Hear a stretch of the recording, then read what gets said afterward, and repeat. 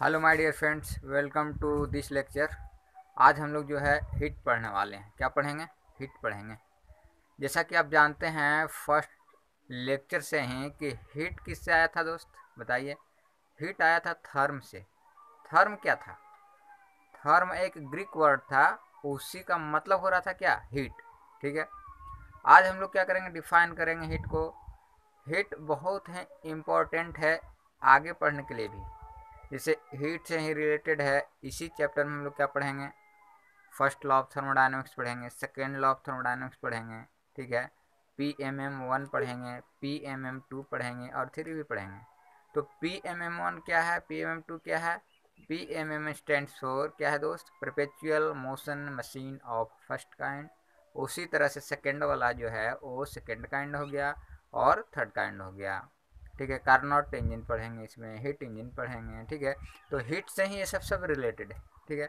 और हीट आप जैसा कि जानते हैं कि जनरल लाइफ में भी बहुत इम्पोर्टेंट है हीट। ठीक है। तो किसे कहेंगे हीट? ठीक है। वो हीट कहाँ से आए, हीट किस वर्ड से पैदा हुआ वो तो समझ लिए, लेकिन हीट कहेंगे किसे? तो हीट को डिफाइन करेंगे दोस्त कि the amount of energy transfer from one system to the another system due to the temperature difference is known as क्या को बोलेंगे? हिट बोलेंगे। क्या कहेंगे इसको? हिट बोलेंगे। क्या बोल दिया दोस्त कि कितना अमाउंट ऑफ एनर्जी ट्रांसफर हो रहा है एक सिस्टम से दूसरे सिस्टम में। ठीक है। टेम्परेचर डिफरेंस होने के कारण, टेम्परेचर यानी तापमान में अंतर होने के कारण कितना अमाउंट ऑफ एनर्जी जो है एक सिस्टम से दूसरे सिस्टम में ट्रांसफर हो रहा है, वही अमाउंट ऑफ एनर्जी को बोल देंगे हीट। ठीक है। एग्जाम्पल के तौर पे समझिए, एक लोहे के गोले को लीजिए। ठीक है। उसको आप 100 डिग्री सेल्सियस पे हीट कर दीजिए। हीट करने के बाद आप ठंडा पानी लीजिए जिसका टेम्परेचर, तापमान जो है 25 डिग्री सेल्सियस हो। उसमें क्या कीजिए, इस 100 डिग्री सेल्सियस तापमान वाले गोले को उस 25 डिग्री सेल्सियस तापमान वाले पानी में डाल दीजिए। डालने के बाद क्या होगा दोस्त? एनर्जी का ट्रांसफर होगा। एनर्जी यहाँ पे कौन सा? हीट एनर्जी है। तो किससे किस में होगा दोस्त? लोहे से पानी में होगा। अब लोहे से पानी में क्यों होगा? क्योंकि देखिए, एनर्जी का जो ट्रांसफर होता है ना, हमेशा हायर टू लोअर एनर्जी में होता है। ठीक है। बिना एक्सटर्नल कुछ फोर्स और वर्क दिए। ठीक है। हायर टू लोअर में होता है। तो हायर एनर्जी किसके पास है? जिसका तापमान ज़्यादा होगा, एनर्जी उसके पास ज़्यादा है। क्योंकि आप लोग जानते हैं कि internal energy is the function of temperature. तो उसके पास टेम्परेचर अगर ज़्यादा है तो उसके पास इंटरनल एनर्जी एनर्जी क्या है? ज़्यादा है। तो हीट एनर्जी जिसके पास टेम्परेचर ज़्यादा है उसका ज़्यादा है, तो किसके पास ज़्यादा है? गोले के पास ज़्यादा है। तो गोला क्या करेगा? जो लोहे का गोला है, हीट क्या करेगा? लॉस करेगा। वो हीट किसको देगा? पानी को देगा। ठीक है। तो क्या हो रहा है? हीट का ट्रांसफर हो रहा है। तो वही है कि टेम्परेचर डिफरेंस के कारण कितना अमाउंट ऑफ हीट वहाँ पे जो है, कितना अमाउंट ऑफ जो एनर्जी ट्रांसफर होगा, उसी को क्या बोल देंगे? हीट बोल देंगे। ठीक है। या फिर एग्जांपल लीजिए, हम लोग भी अगर अपने आप को सिस्टम मानते हैं, ठीक है, और सराउंडिंग में हम क्या कर रहे हैं? रिलीज कर रहे हैं क्या? हीट। ठीक है।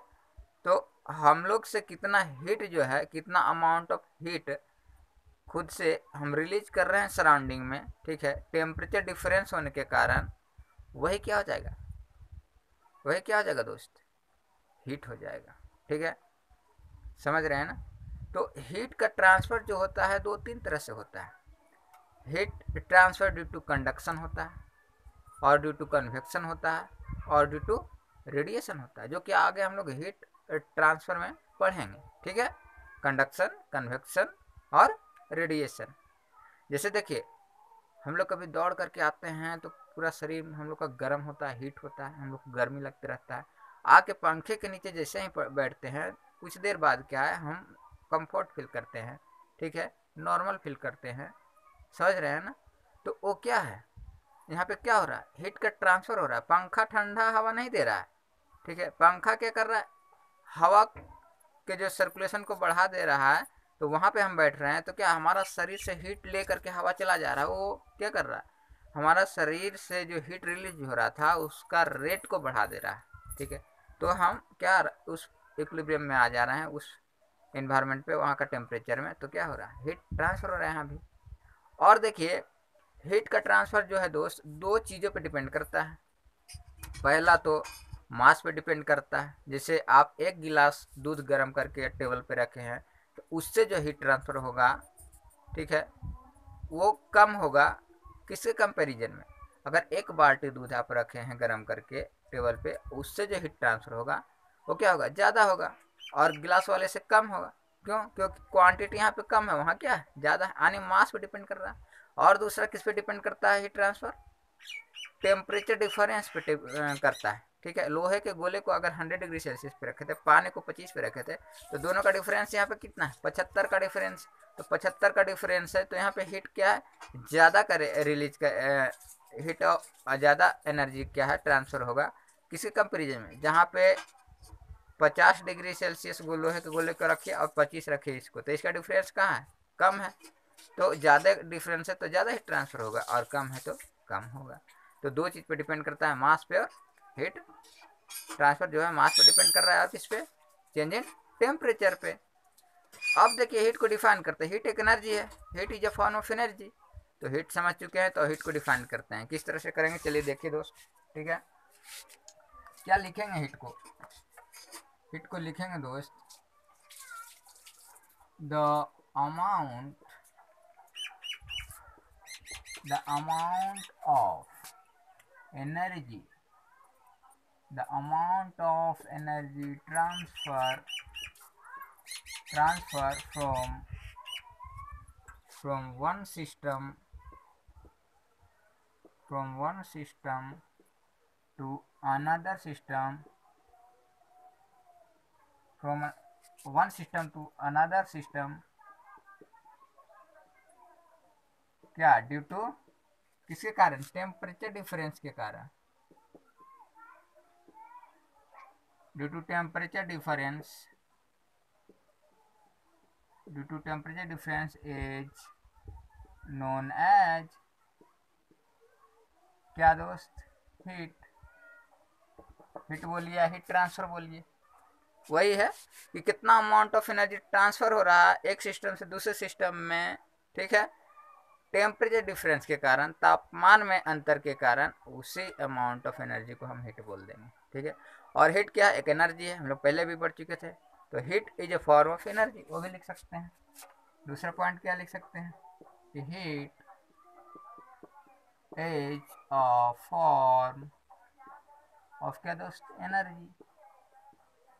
ठीक है, और क्या देखे थे, हीट किस पे डिपेंड कर रहा था बताइए, हीट जो ट्रांसफर है किस पे कर रहा है, हीट को क्यू से डिनोट करते हैं, आप यहाँ पे भी लिख सकते हैं, हीट को क्यू से डिनोट करते हैं।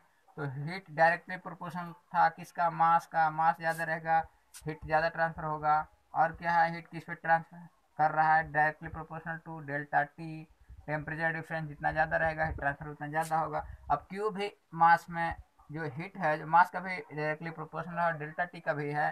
तो इस तरह से हम लोग लिख सकते हैं कि directly proportional to M into delta T, ये लिख सकते हैं, क्योंकि ये भी इक्वेशन यही दोनों को बताता है कि रेट ऑफ हीट ट्रांसफर क्या है, मास का भी डायरेक्टली प्रोपोर्शनल है और डेल्टा टी का भी डायरेक्टली प्रोपोर्शनल है। अब कोई भी चीज़ यहाँ पे डायरेक्टली है, डायरेक्टली प्रोपोर्शनल को हटाएंगे, इक्वल करने के लिए क्या होगा दोस्त, कांस्टेंट को आना जरूरी है। तो यहाँ पे कोई कांस्टेंट आएगा, कांस्टेंट क्या आता है देखते हैं। तो क्यू इक्वल अगर लगा दिए हैं तो एक कांस्टेंट आएगा एम, कांस्टेंट को हम सी पी यहाँ पे दे रहे हैं, क्या दोस्त, सी पी और डेल्टा टी। ठीक है, सी पी डेल्टा टी। ठीक है दोस्त, ये क्या हो गया, हीट का फॉर्मूला आ गया है, हीट ट्रांसफर का क्या है, फॉर्मूला आ गया है। अब देखिए बोलिएगा एम तो मास है sir, delta T temperature, change in temperature है सर, तो सी पी क्या है सर, तो सी पी है स्पेसिफिक हीट, क्या है दोस्त, specific heat capacity due to constant pressure. इसको क्या बोलते हैं दोस्त, देख लीजिएगा, इसको बोलेंगे specific heat specific heat capacity, specific heat capacity क्या, due to temperature difference, sorry heat capacity at constant क्या दोस्त, प्रेशर, कांस्टेंट प्रेशर हो जाएगा। ठीक है, तो ये हो गया रेट ऑफ हीट ट्रांसफर। ठीक है, देखिए एक स्पेसिफिक हीट कैपेसिटी है। अब हम लोग जो है प्रॉपर्टी जब सिस्टम जब पढ़ रहे थे तो पढ़े थे कि नहीं कि स्पेसिफिक हीट, यानी कहीं भी स्पेसिफिक वर्ड आ गया है तो उसको इंटेंसिव प्रॉपर्टी बोलते हैं। ठीक है, all specific properties are intensive properties, note में लिखे थे हम लोग इसको। ठीक है, तो स्पेसिफिक आ गया मतलब क्या है, इंटेंसिव प्रॉपर्टीज है। कैसा प्रॉपर्टीज है, इंटेंसिव प्रॉपर्टीज है। स्पेसिफिक हीट कैपेसिटी, अगर सिर्फ हीट कैपेसिटी बोला तो वो एक्सटेंसिव प्रॉपर्टीज है। क्या है, एक्सटेंसिव प्रॉपर्टीज। स्पेसिफिक मतलब क्या होता है, मास से डिवाइड हुआ होता है। ठीक है, तो देखिए अगर बोल देगा, जैसे देखिए यहाँ पे आप सी बोल दिया, सी क्या है, हीट कैपेसिटी है, only heat capacity, heat capacity, heat capacity. तो ये हीट कैपेसिटी है, तो ये क्या है, एक्सटेंसिव प्रॉपर्टीज, मतलब मास पे डिपेंड कर रहा है। ठीक है, इट इज क्या, एक्सटेंसिव प्रॉपर्टी, एक्सटेंसिव प्रॉपर्टी पढ़े थे। एक्सटेंसिव प्रॉपर्टी क्या था, जो मास पे डिपेंड करता हो। ठीक है, ये कैसा है, स्पेसिफिक लग गया, इसमें क्या लग गया, स्पेसिफिक लग गया, तो स्पेसिफिक लग गया मतलब मास से डिवाइड हो गया। और मास पहले से, तो इसमें जैसे ये क्या है, हीट कैपेसिटी है, हीट कैपेसिटी क्या है, एक्सटेंसिव है, मतलब इसमें क्या है, मास है, मास पे डिपेंड कर रहा है, तभी क्या है। हीट कैपेसिटी क्या था दोस्त, ज़्यादा अमाउंट ऑफ हम दूध ले रहे थे तो उसमें क्या था, हीट ट्रांसफर ज़्यादा था, ज़्यादा हीट कंटेन कर रहा था। ठीक है, ज़्यादा हीट उसके पास था, एक बाल्टी वाला के पास ज़्यादा हीट था और एक गिलास वाला दूध के पास कम हीट था, क्योंकि क्या था, मास यहाँ पे कम है, यहाँ पे बाल्टी में ज़्यादा है, तो मास पे डिपेंड कर रहा है, क्या हीट कैपेसिटी कर रहा है। और वही स्पेसिफिक मतलब मास से, और मास से डिवाइड कर दी तो ऊपर भी मास था नीचे भी, तो मास मास कट गया, तो इंडिपेंडेंट ऑफ मास हो गया कौन सा, स्पेसिफिक। तो ये क्या है, इंटेंसिव प्रॉपर्टी, पहले भी पढ़ चुके हैं। ठीक है, ये हो गया स्पेसिफिक। तो स्पेसिफिक हीट कैपेसिटी अगर बोलेगा तो एक्सटेंसिव प्रॉपर्टी, और अगर स्पेसिफिक लगा दिया है तो क्या हो गया, ये इंटेंसिव प्रॉपर्टी। इसको क्या बोल देंगे, इंटेंसिव प्रॉपर्टीज, इंटेंसिव प्रॉपर्टीज को बोल देंगे। ठीक है, बहुत इंपॉर्टेंट है। अगर heat capacity only heat capacity बोलता है दोस्त तो एक्सटेंसिव प्रॉपर्टी है, अगर बोलता है स्पेसिफिक हीट कैपेसिटी तो इंटेंसिव है। ठीक है, मास पे डिपेंड नहीं करता है।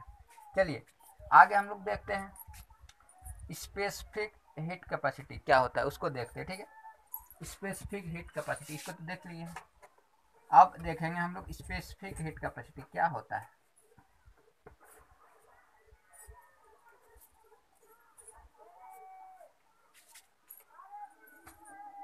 स्पेसिफिक देखेंगे तो कैसा है, इंटेंसिव प्रॉपर्टीज है, क्योंकि मास पे डिपेंड नहीं कर रहा है। क्या देखेंगे, देखिए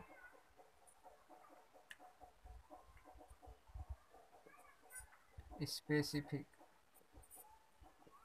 specific heat capacity, specific heat capacity. ठीक है, क्या बोलेंगे इसको, देखिए लिखेंगे,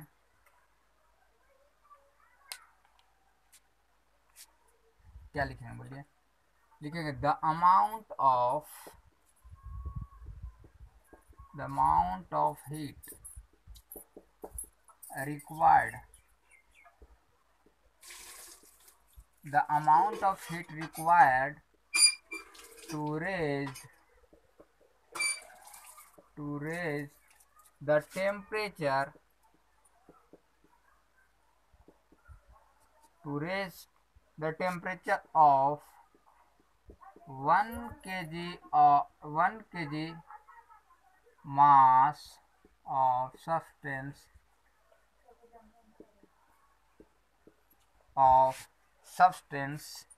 through 1 degree Celsius temperature difference, temperature difference क्या बोल दिया दोस्त, कहता है ना कि 1 kg सब्सटेंस है, कोई भी पानी है, दूध है, कुछ भी लीजिए, 1 kg सब्सटेंस है, ठीक है, और उसका टेम्परेचर 1 डिग्री बढ़ाने के लिए कितना अमाउंट ऑफ हीट हमको ज़रूरत है, उसी को बोलते हैं स्पेसिफिक हीट कैपेसिटी। ठीक है, एग्जाम्पल के तौर पर समझिए, एक बर्तन ले लीजिए, उसमें 1 kg, क्या 1 kg मिल्क रखिए, ठीक है, 1 kg मिल्क रखिए, ठीक है, 1 kg मिल्क रखें। अभी इसका फिलहाल क्या टेम्परेचर है, इसका टेम्परेचर भी क्या है, इसका 25 डिग्री सेल्सियस है, ठीक है। और क्या करना है दोस्त, इसको करना क्या है, इसको 1 डिग्री सेल्सियस बढ़ाना है, मतलब क्या है, इसको करना है 26 डिग्री सेल्सियस पर, इसका टेम्परेचर 1 डिग्री बढ़ाना है, ठीक है, 26 डिग्री सेल्सियस करना है। तो उसी के लिए हमको कितना हीट चाहिए, कितना हीट चाहिए, वही क्या हो जाएगा, स्पेसिफिक हीट। ठीक है, तो अभी 25 डिग्री है, 1 kg है, 25 डिग्री सेल्सियस इसका टेम्परेचर है दूध का, इस टेम्परेचर को हम 26 डिग्री सेल्सियस करना चाहते हैं 25 को, तो उसके लिए हमको कितना हीट देना पड़ेगा, ठीक है, कितना हीट जो है हमको ऐड करना पड़ेगा, कितना हीट ऐड करना पड़ेगा, उसी को क्या बोल देंगे, स्पेसिफिक हीट। ठीक है, स्पेसिफिक हीट कैपेसिटी। ठीक है, चलिए, तो फॉर्मूला जो हमारा था Q is equal to mc/dt, temperature difference. तो अगर हमारा प्रोसेस जो है कांस्टेंट प्रेशर पे होता होगा तो हम Cp लिख देंगे, ठीक है, और अगर हमारा जो प्रोसेस है कांस्टेंट वॉल्यूम पे होता होगा तो हम Cv लिख देंगे। क्यों दोस्त, क्यों लिखेंगे, क्योंकि देखिए ये जो Cp है हमारा है specific heat capacity at constant pressure, इसीलिए सफिक्स में पी दिए हैं, और ये Cv जो है तो ये है specific heat capacity at constant volume, ठीक है, तो इसलिए भी दिए हैं सफिक्स में। ठीक है, अब देखिए दोस्त, कभी कभी जो है पूछता है, इंपॉर्टेंट होता है कि Cp और Cv दोनों में से कौन बड़ा होता है, ठीक है, डिराइव करने देता है, प्रूफ करने देता है कि proof that Cp is greater then Cv, क्योंकि Cp ही ज़्यादा होता है Cv से। अब क्यों होता है, कैसे होता है, अभी हम लोग क्या है प्रूफ करके देखेंगे। Cp is greater then Cv, इसको अभी हम लोग देखेंगे, चलिए आइए देखते हैं किस तरह से होगा। Cp is greater then Cv हम लोग किस तरह से करेंगे, देखिए Cp is greater then Cv करेंगे, आप लोग को अच्छा लग रहा होगा, और यहाँ पे और मज़ा आने वाला है। जैसे हम लोग पढ़े थे आइसोकोरिक आइसोबारिक में पढ़े थे, आइसोकोरिक में क्या था, उसी को कांस्टेंट वॉल्यूम प्रोसेस भी बोलते हैं। तो उसमें जो हम लोग एग्जाम्पल लिए थे, पिस्टन सिलेंडर को क्या किए थे, पिस्टन को मूव नहीं होने दे रहे थे, उसी सिस्टम को हम यहाँ भी लेंगे कांस्टेंट वॉल्यूम के लिए। और कांस्टेंट प्रेशर के लिए क्या ले रहे थे, पिस्टन सिलेंडर अरेंजमेंट ही ले रहे थे, उसमें क्या कर रहे थे, पिस्टन को मूव करवा रहे थे कि नहीं, तो वही हम ले करके प्रूफ करेंगे कि Cp is greater then Cv।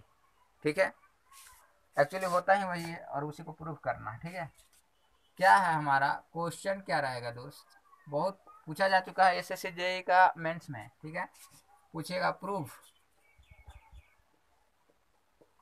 That Cp is greater then Cv। ठीक है, Cp is greater then Cv को क्या प्रूव करना है, बहुत सिंपल तरीका से हम लोग जानेंगे, ज़्यादा लेंदी प्रोसेस से प्रूव नहीं करेंगे, बस जो हम लोग पढ़ चुके हैं प्रीवियस क्लास में उसी का एग्जाम्पल लेकर के हम लोग प्रूव कर देंगे। जनरल आपको समझ में आ जाना चाहिए, ठीक है, कि Cp क्या होता है, बड़ा होता है Cv से। ठीक है, specific heat capacity at constant pressure जो है ज़्यादा होता है as compare to the specific heat capacity at constant volume. ठीक है, चलिए क्या करते हैं दोस्त, यहाँ पे देखिए दो सिस्टम लेते हैं, पिस्टन सिलेंडर अरेंजमेंट। ठीक है, पिस्टन सिलेंडर अरेंजमेंट ले रहे हैं, ठीक है, एक ले लिए, दूसरा ले लेते हैं, इधर दूसरा भी ले रहे हैं। पिस्टन सिलेंडर अरेंजमेंट क्या है ये दोस्त, पिस्टन है, क्या है, पिस्टन है। अब देखिए दोस्त, यहाँ पे तो पिस्टन मूव करेगा, कोई दिक्कत नहीं, तो वॉल्यूम चेंज होगा, ठीक है। तो इसको छोड़िए, अभी इसको देखिए, यहाँ पे क्या कर दिए हैं, पिस्टन को मूव ही नहीं होने देंगे ऊपर। अगर मूव नहीं होगा पिस्टन तो चेंज इन वॉल्यूम क्या होगा, वॉल्यूम चेंज ही नहीं होगा, तो चेंज इन वॉल्यूम जीरो हो जाएगा। मतलब वॉल्यूम क्या है, कांस्टेंट रहेगा, तो इसी को क्या बोलेंगे, कांस्टेंट प्रोसेस बोलेंगे। आप जैसे जानते हैं, पहले से भी जानते हैं, ये वाला एग्जाम्पल हम लोग जो है आइसोबैरिक और आइसोकोरिक में देख चुके हैं। ये वाला आइसोबैरिक में देखे थे, ये वाला आइसोकोरिक में देखे थे। कांस्टेंट वॉल्यूम है, ठीक है। इसको क्या बोलते हैं, कांस्टेंट वॉल्यूम। कैसा है, कांस्टेंट वॉल्यूम प्रोसेस है कि नहीं है दोस्त? ये वाला कैसा है, कांस्टेंट प्रेशर प्रोसेस है, प्रेशर प्रोसेस है। क्यों कांस्टेंट प्रेशर प्रोसेस? देखिए इसमें गैस है, क्या गैस है, दोनों में गैस है, ठीक है। इसमें भी गैस है, इसमें भी गैस है। अब देखिए यहाँ पे पिस्टन ऊपर मूव ही नहीं कर, देखिए हीट जब हम देंगे इसमें दोस्त, हीट देंगे कि नहीं बताइए। इसमें भी हीट दे रहे थे, अगर इसमें हम हीट ऐड करेंगे और इसमें भी ऐड करेंगे, ठीक है, इसमें भी हीट ऐड करेंगे, ठीक है। तो देखिए क्यों कांस्टेंट प्रेशर हो गया, जैसे हीट ऐड किए तो इसका जो मॉलिक्यूल है इसका क्या है, एनर्जी ले लेगा, एनर्जी लेकर के कूदने लगेगा, नहीं हम तुमको तो बाहर निकलने दो, हमारे को एनर्जी बहुत हमारे पास है, ठीक है। तो क्या है, इसका प्रेशर अंदर में बढ़ेगा, प्रेशर बढ़ेगा, तो यहाँ पे हमको प्रेशर कांस्टेंट रखना है, इसलिए हमको पिस्टन को मूव कराना पड़ेगा। जो एनर्जी लेने से जो भी इसका प्रेशर बढ़ेगा वो क्या मेंटेन करेगा, पिस्टन को ऊपर जाने के लिए मेंटेन करेगा, ठीक है। तो इसका कांस्टेंट रखने के लिए क्या है, पिस्टन को मूव होना जरूरी है। प्रेशर जो वो प्रीवियस क्लास में देख के हैं, अगर नहीं देखे हैं उस लेक्चर को देख लीजिएगा। तो क्या है, यहाँ पे कांस्टेंट प्रेशर हो रहा है, ठीक है। तो इसलिए इसको जो हीट दे रहा है उसको क्योंकि मानिए कि कांस्टेंट प्रेशर पे ही हीट जा रहा है। अब जो ये हीट दे रहा है इसमें क्या वॉल्यूम चेंज हो रहा है, नहीं हो रहा। क्यों नहीं हो रहा, क्योंकि ये वाला क्या है, स्टॉपर है, क्या है दोस्त, स्टॉपर लगा हुआ है, ठीक है। मतलब कि क्या है, हम स्टॉप करके रखे हैं, पिस्टन ऊपर जाने ही नहीं देंगे। तो ये एनर्जी जो हम ये जो हीट एनर्जी दे रहे हैं, उससे जो एक गैस का मॉलिक्यूल एनर्जी लेगा, वो कूदना चाहेगा तो उसको कूदने ही नहीं देंगे, बाहर निकलने ही नहीं देंगे, तुम उसी में रहो बंद, कांस्टेंट वॉल्यूम में तुम रहो, उतना ही में रहो। और एनर्जी ले रहा है, और एनर्जी ले रहा है, तो क्या है, तो वो नाचेगा ही, नाचेगा क्या, अंदर प्रेशर बढ़ेगा, क्या होगा, प्रेशर बढ़ेगा। लेकिन ये वॉल्यूम क्या है, कांस्टेंट है। अब मानिए करना है क्या है हमको, कि दोनों में ना टेम्परेचर सेम इंक्रीज करना है। क्वेश्चन देखिए समझने की कोशिश कीजिए, इसमें जो है डेल्टा टी, इसमें 1 डिग्री सेल्सियस इसमें भी बढ़ाना है, ठीक है। और डेल्टा टी इंक्रीज करना है 1 डिग्री सेल्सियस, हमको इसमें भी इंक्रीज करना है। एग्जाम्पल के मान करके चलते हैं कि हमको इसका टेम्परेचर भी कुछ है, उससे 1 डिग्री सेल्सियस ज़्यादा हमको करना है इसका टेम्परेचर, इस गैस का। और इस गैस का भी जो भी टेम्परेचर अभी है उससे क्या है, 1 डिग्री सेल्सियस जो है हमको ज़्यादा करना है, ठीक है। सेम टेम्परेचर मानिए इसका भी है, तो 1 डिग्री सेल्सियस जो है हमको बढ़ाना है। तो किस में ज़्यादा हीट देना पड़ेगा, आप ही बताइए। ये कांस्टेंट वॉल्यूम है तो सी भी लिख दिए, क्यू भी लिखिए। अब किस में ज़्यादा देना पड़ेगा, देखिए इसमें जो है ना हीट ज़्यादा देना पड़ेगा। क्यों, क्योंकि इसका पहला तो इसका इंटरनल एनर्जी बढ़ाना पड़ेगा, दूसरा क्या है, इसका जो वर्क होगा वो वर्क डन भी करना पड़ेगा। तो इसमें क्या है, दो चीज़ें करना पड़ रहा है। पहला तो वर्क डन करना पड़ रहा है, वर्क डन कराना पड़ रहा है हमको, हीट दे करके वर्क डन कराना पड़ रहा है। और हीट दे करके हमको इसका क्या है, इंटरनल एनर्जी भी इंक्रीज करना पड़ रहा है, इंटरनल एनर्जी। तब जा करके 1 डिग्री सेल्सियस इसका टेम्परेचर बढ़ रहा है, ठीक है। क्योंकि पिस्टन मूव कर रहा है, वर्क डन होगा, और वर्क डन होगा तो वो हम ही को करना पड़ेगा, हीट दे करके ही। तो उसके लिए भी हीट हमको देना पड़ेगा, और उसका इंटरनल एनर्जी के लिए भी हीट हमको देना पड़ेगा। यानी यहाँ पे हमको दो काम करना पड़ रहा है, ठीक है। तब जा करके 1 डिग्री सेल्सियस बढ़ रहा है, ठीक है।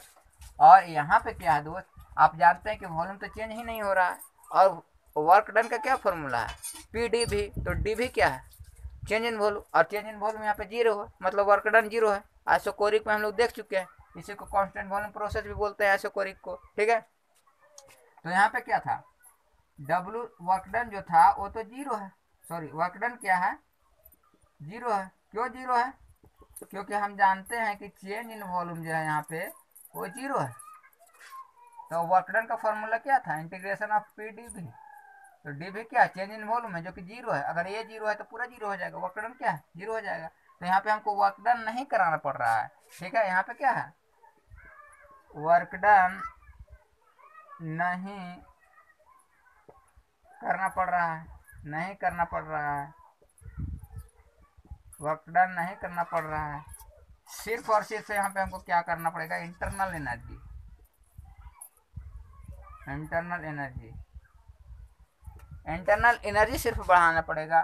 तो सिर्फ इंटरनल, तो कम हीट दे करके भी हम क्या है 1 डिग्री सेल्सियस इसका इंक्रीज कर पा रहे हैं। तो यहाँ पे हमको कम हीट देना पड़ रहा है, यहाँ पे हमको ज़्यादा हीट देना पड़ रहा है। आप समझ रहे हैं ना, यहाँ पे दो काम करना पड़ रहा है, वर्क डन भी इंटरनल एनर्जी भी बढ़ाना पड़ रहा है। यहाँ पे वर्क डन तो करना ही नहीं पड़ रहा है क्योंकि हमारा वर्क डन यहाँ पे जीरो होता है, फिक्स है, तो चेंज इन वॉल्यूम जीरो हो रहा है। तो सिर्फ यहाँ इंटरनल एनर्जी बढ़ाना पड़ेगा। तो किस में ज़्यादा है, इसमें देना पड़ रहा है। तो आप देखिए जानिए, क्यू पी, यानी ये वाला जो है हीट ज़्यादा देना पड़ रहा है क्यू भी से। अब क्यू इक्वल टू हम जानते थे क्या, M C P D T. तो यहाँ लिखेंगे M C P D T is greater than M C V D T, ठीक है। और मास दोनों में सेम था, इसमें गैस, इस गैस में, इसमें इस सिस्टम में और इस सिस्टम में दोनों में मास सेम है, तो मास मास कट जाएगा। और सेम टेम्परेचर इंक्रीज कर रहे हैं तो टेम्परेचर कट जाएगा, तो सी पी बच गया और सी भी बच गया। तो हम बोल सकते हैं कि नहीं कि सी पी ग्रेटर देन सी भी। प्रूव हो गया कि नहीं बताइए, आपको सिर्फ समझने के लिए था, ठीक है, ठीक है, समझने के लिए था, आप समझ गए क्यों सी पी ज़्यादा होता है सी भी से, ठीक है। तो मज़ा आया और आगे भी मज़ा आएगा, क्वेश्चन भी हम लोग करेंगे, बहुत चीज़ें पढ़ेंगे आगे हम लोग, समझ रहे हैं ना। और यहीं तक आज हम लोग इंड करते हैं। तो आशा करते हैं आपको बहुत अच्छा लगा होगा, और लाइक कीजिए, सब्सक्राइब कीजिए और शेयर कीजिए, ठीक है। और आगे हम लोग देखेंगे फर्स्ट लॉ ऑफ थर्मोडायनेमिक्स, समझ पा रहे हैं। तो यहीं तक रखते हैं आज। Thank you to all my dear friends, पढ़ते रहिए और खुश रहिए।